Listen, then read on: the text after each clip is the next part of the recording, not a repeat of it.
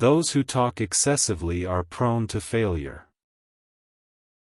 On various occasions, Confucius and his disciples traveled through different regions of China.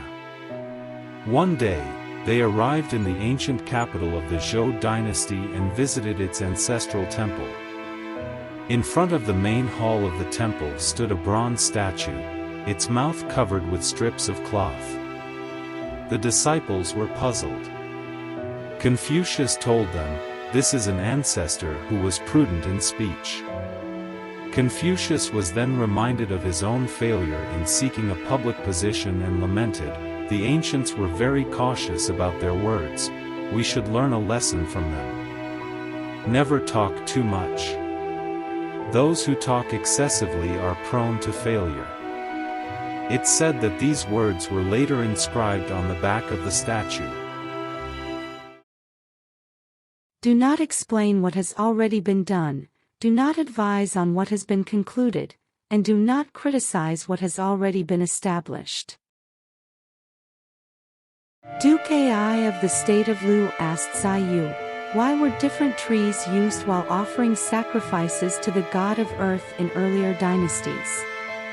Zai replied, ancient people planted trees while offering sacrifices to the god of earth.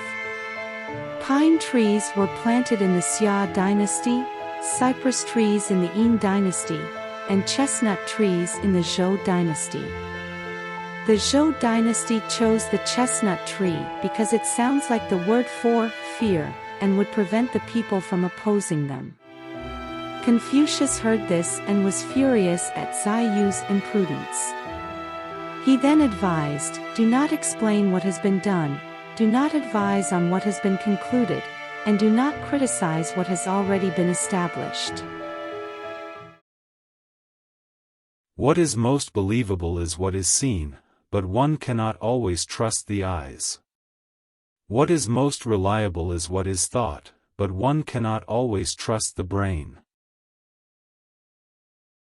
During his travels, Confucius lingered in the states of Chen and Kai, and he had gone without eating for many days. Then, Yan Hui found a little rice and cooked it. When the rice was almost ready, Confucius noticed that Yan took a little and ate it. Although he had seen it, Confucius said nothing. When Yan Hui invited him to eat, the sage remarked, I just dreamt of my father.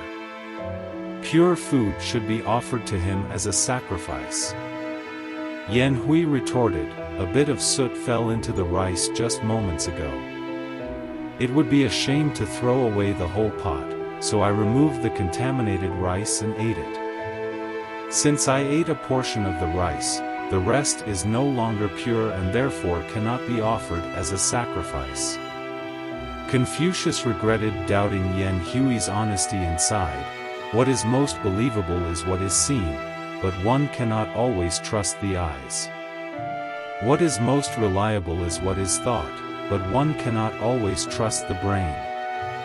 Disciples, you should remember how difficult it is to truly know a person.